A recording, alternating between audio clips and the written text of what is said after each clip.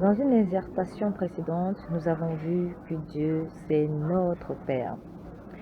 Dans la suite logique de ce message, j'aimerais lire ce passage d'Apocalypse, chapitre 14, verset 1, il est écrit « Je regardai ensuite, et voici, l'agneau se tenait sur la montagne de Sion, et avec lui les 144 000 personnes qui avaient le nom de son Père écrit sur leur front. » Dans le même chapitre, au verset 9, il est écrit « Et un troisième ange les suivit, en disant d'une voix forte, si quelqu'un adore la bête et son image, et s'il en prend la marque au front ou à la main, il boira aussi du vin de la colère de Dieu. » Et dans le verset 11 précisément, il est écrit « La fumée de leur tourment montera au siècle des siècles », donc de ces personnes qui auront sur le front la marque de la bête, et ils n'auront aucun repos,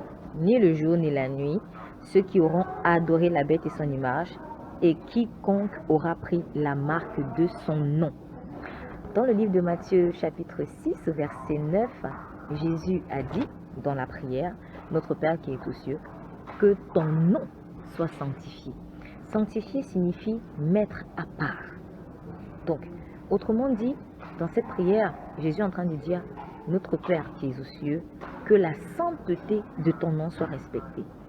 Est-ce que, cher ami, tu sais que Dieu est saint et qu'il faut respecter cela?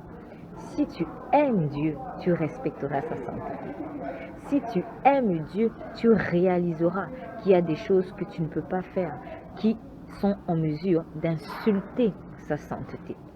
La sainteté, c'est, pour parler terre à terre, c'est juste une façon de dire que Dieu est propre. Dieu est propre, il ne peut pas se mélanger à la pourriture. Par respect, rien que pour ton voisin, tu ferais l'effort d'être propre. Pourquoi? Parce que si je ne suis pas propre et que je laisse mes chaussures traîner par-ci par-là, que je laisse la poubelle traîner par-ci par-là, et bah, qu'est-ce qui va se passer? Ça va commencer à sentir mauvais et ça va indisposer l'autre. Mais si je me fous de ce que l'autre ressent à cause de ma saleté, alors c'est vraiment je manque de respect, c'est que vraiment je suis orgueilleux ou orgueilleuse et que je ne pense qu'à moi. Mais ce qui est encore plus fort, c'est que nous ne sommes plus n'importe qui. Lorsque nous avons donné notre vie à Jésus, nous ne sommes plus n'importe qui. Si avant nous ressemblions à des enfants de la rue, aujourd'hui, le Père nous a ramenés dans son château, dans son royaume. Et aujourd'hui, nous avons des vêtements de prince et de princesse. Mieux, nous avons des vêtements de fin lin blanc, comme il est dit dans Apocalypse, qui représentent les œuvres de juste, qui représentent la sainteté de Jésus-Christ. Oui, Dieu est saint. Et parce que Dieu est saint, tu ne peux pas te retrouver dans la boue, cher ami. Parce que Dieu est saint, tu ne peux pas faire n'importe quoi. Et ça, on n'a pas besoin même de te le dire. Parce que lorsque tu as accepté Jésus-Christ, l'esprit de Jésus-Christ qui est en toi va te dicter un peu et te dit, hé mon enfant, qu'est-ce que tu es en train de faire là? Tu es un prince, tu es une princesse. Or, tu es un roi, tu es une reine. Tu ne peux pas faire cela. Donc, que la sainteté du Père vraiment soit respectée.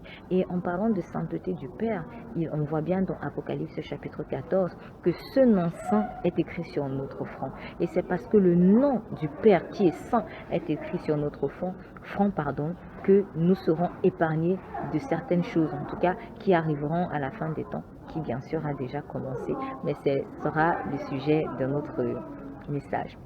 En revanche, celui qui n'est pas dans la sainteté de Dieu, il a un autre nom qui est sur son front, le nom de la bête. Alors j'aimerais te poser la question aujourd'hui. Quel est le nom qui est sur ton front? Parce que dans le royaume de Dieu, dans le monde spirituel en général, il n'y a pas de demi-mesure. Ou c'est blanc ou c'est noir. Il n'y a pas de gris en fait.